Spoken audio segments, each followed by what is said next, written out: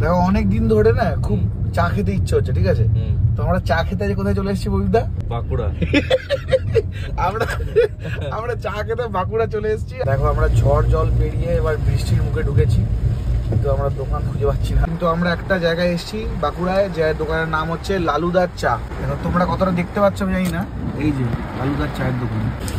আমরা বৃষ্টিতে মোটামুটি অনেক কষ্ট করে চলে এসেছি লালুদার দোকানে। দেখো শুধু চা নয়, ম্যাচাও কিন্তু দুর্দান্ত এখানে বানায়।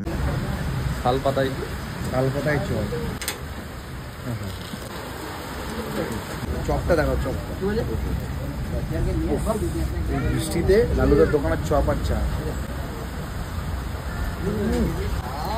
অপূর্ব।